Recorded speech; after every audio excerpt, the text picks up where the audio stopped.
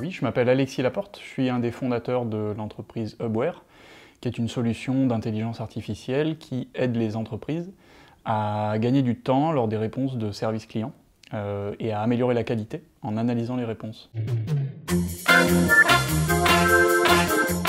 Du coup, mon secteur, c'est plutôt l'automatisation ou la semi-automatisation des réponses email. Donc ce qui est très important, c'est que l'expérience pour le client soit bonne.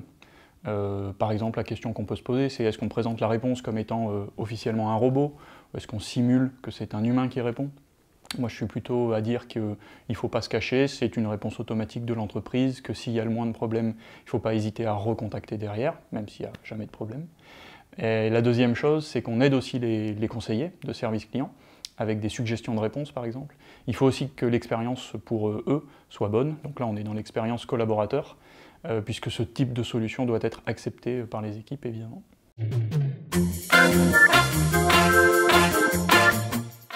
Alors ce qui me surprend, c'est la densité des présentations qu'on a. Il y en a beaucoup, on apprend énormément de choses. La qualité des intervenants aussi, c'est rare de voir des événements où il y a la direction générale en fait, de certaines entreprises, de certains groupes assez gros, qui sont là et qui présentent. En plus dans un contexte très particulier post-Covid.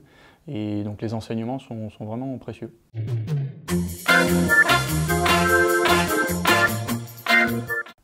Beaucoup de choses, oui. On a beaucoup parlé du passage en télétravail de tous les collaborateurs des entreprises. Ce qui m'a le plus marqué, c'est les enseignements qu'en ont tiré ces groupes-là, notamment le risque lié à l'isolement des collaborateurs, le manque d'interaction entre les membres de l'équipe et les managers.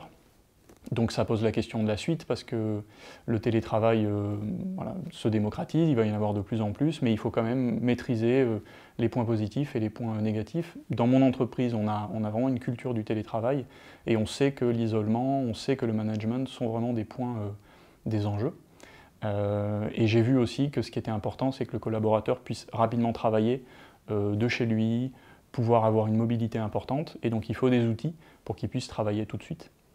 Et de ce point de vue-là, notre solution d'aide aux conseillers, nos clients nous ont expliqué que ça permettait de plus facilement accueillir de nouveaux membres de l'équipe ou de plus facilement reprendre le travail depuis un autre lieu, puisqu'ils ont une petite aide qui vient leur proposer des réponses, et c'est toujours bienvenu, surtout dans ces contextes-là.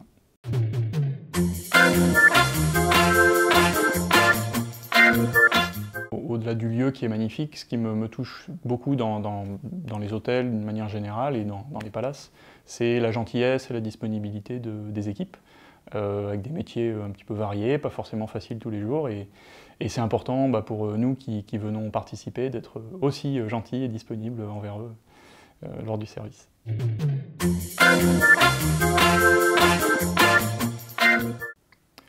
C'était une des questions de Manuel hier lors des interventions, qui demandait est-ce qu'on pouvait former les collaborateurs à cette excellence de l'expérience client.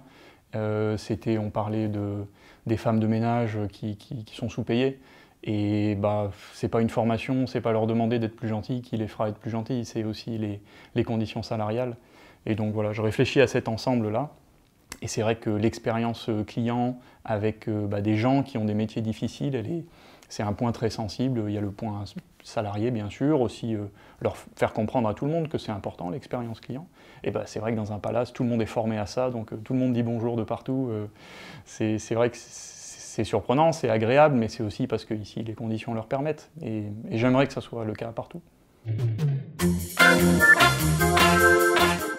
Oui. Pas sur les sites d'avis clients, moi je le fais sur les plateformes type Google principalement. Pas des systèmes où on me demande mon avis, mais plutôt quand j'ai envie d'aller donner mon avis.